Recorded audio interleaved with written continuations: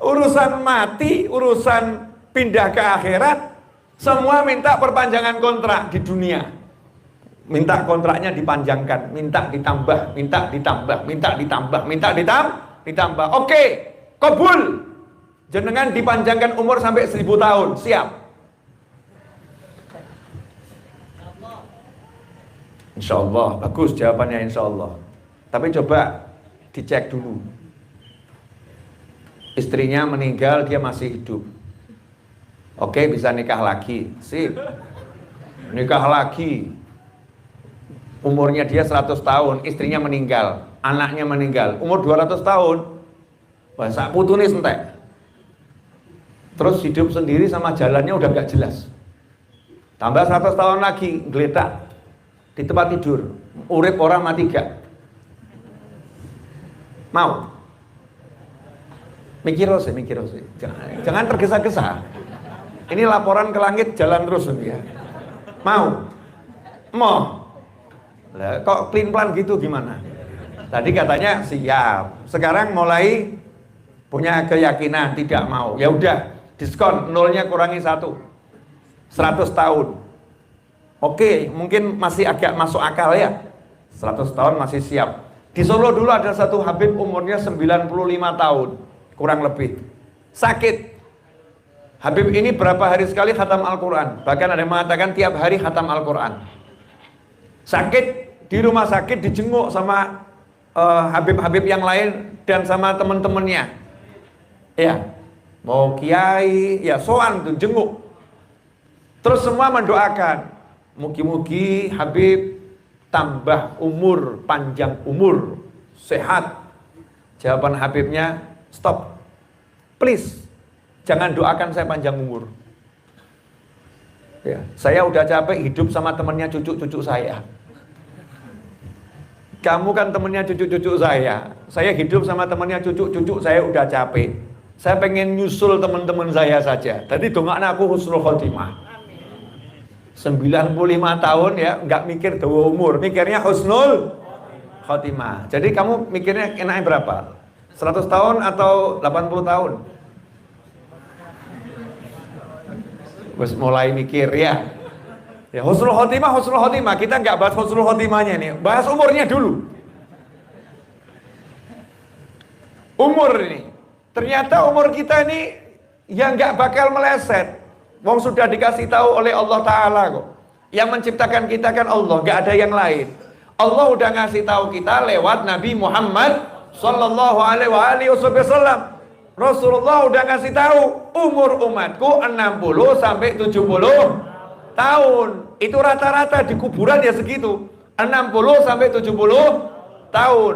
Berarti setelah menginjak umur 60 tahun masih hidup, berarti sudah dekat. Hadir nggak orang yang umurnya 60 tahun ini? Nah, berarti sudah dekat. Nggak apa-apa ngomong gitu loh ya. Oh, itu fakta. 60 tahun berarti sudah usia mati. Usia mati, wilayah kematian 60 sampai 70 tahun. Tapi yang namanya mati nggak nunggu 60 sampai 70 tahun. Saya kaget waktu dengar berita wafatnya almarhum putra Kiai Haji Arifin Ilham rahimahullah, Ustadz Amir ya, Muhammad Amir Az-Zikra. Semoga Allah merahmatinya di alam barzah sana, menjadikan kuburnya sebagai taman-taman surga, meletakkan ruhnya bersama para nabi, para siddiqin, para syuhada dan para sholihin, dan bersama ayahnya tercinta, dan dijadikan yang ditinggalkan ibunya maupun saudara-saudaranya mendapatkan ketabahan, kesabaran, dan bisa meneruskan perjuangannya dengan penuh kemudahan dan pertolongan. Amin Allahumma amin. Saya masih ngobrol hari Ahad, 2 minggu kemudian dengar meninggal. Ya kaget saya, Allah, anak muda itu. Baru saya ajak ngobrol, saya ajak bercanda di ceramah, saya guyon di ceramah bersama beliau rahimahullah. 2 minggu kemudian wafat. Terus ya mikir aku kapan? Mesti ya jawab, sejak lah awakmu angkat selesai. Aku belakangan saja, kalian berangkat duluan. Mesti kan mikirnya begitu ya, sama orang lain kan begitu kita.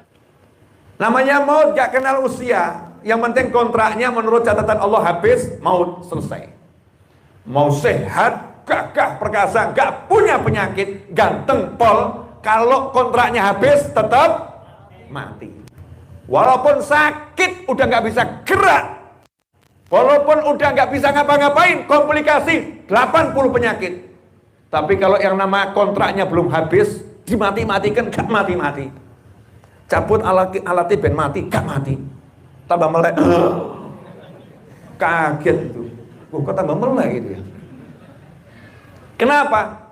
Kontraknya belum habis. Wah, ada itu, naudzubillah min dzalik. Ada orang bunuh diri setelah jatuh dari sekian lantai ya, ternyata gak mati. Gak mati tapi ya gak urip. Hidupnya gak enak. Naudzubillah min dzalik. Kadung remuk. Tapi yang gak mati. Lama. Kenapa seperti itu? Ya kontraknya belum habis. Kenapa saya ngomong seperti ini? Mau nyadarkan diri saya sendiri. Ini majelis hall yang ini, meden-medeni. Iya, namanya hall ya. Yang mati masa nggak ngingetkan kematian. Majelis tahlil masa nggak ngingetkan kematian. Harus diingatkan dulu. Nah, karena usia kita ini mahdud, terbatas 60 sampai 70 tahun. Terus kita nanya, habis mati ngapain? Asik ya. Saya ditanya, Habib dari Singosari kemana? Balik Solo. Karena asal saya dari Solo, saya ke Singosari cuman mau ceramah, selesai saya ya balik ke Solo. Betul kan ya? Nah, saya nanya sama jenengan asalnya dari mana? Solo. Antum, saya, kita semua asalnya dari mana? Dari alam akhirat. Alam dar, alam arwah, alam ruh. Terus kita dititipkan di perut ibu. Perut ibu itu besar atau kecil? Ojo kurang ajar. Perut ibu besar atau kecil? Ojo kurang ajar. Ngomong weteng ibu lemu kan ya, kurang ajar. Besar bib, kurang ajar dong. Perut ibu besar atau kecil? Kecil. Langsing. Iya. Kemasukan kita belum tiba-tiba jadi apa? Membesar. Bukan besar, membesar. Perut ibu yang kecil tiba-tiba membesar. Sebesar-besarnya pembesaran itu selama 9 bulan, kira-kira besar banget atau tetap sempit? Ya tetap tambah sempit. Kenapa? Karena ruangannya itu tidak berubah. Yang berubah adalah ukuran bayinya. Ngesuk terus. Bayinya ngesuk. Sempit. Dari alam yang luas dimasukkan ke alam yang sempit. Kenapa dimasukkan ke alam sempit? Karena itu pintu. Alam sempit perut ini adalah pintu. Pintu untuk kemana? Masuk alam dunia.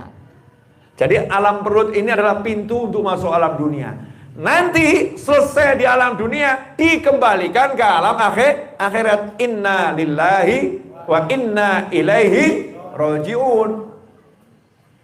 Kami miliknya Allah dan kami kembali kepada Allah. Balik ke alam akhirat harus lewat pintu. Makanya nggak ada judulnya kuburan Jembar, nggak ada. Saya akan buat kuburan yang luasnya 5 hektar. Boleh luas kuburannya, tapi kuburanmu tetap sak kotak. Betul ya? Sak kotak kecil 1 kali 2 meter. Kenapa kecil? Pintu. Untuk masuk mana? Masuk alam barzah. Alam barzah besar atau kecil? Besarnya luar biasa. Nanti mau masuk alam mahsyar, alam akhirat, dikeluarkan lagi lewat pintu.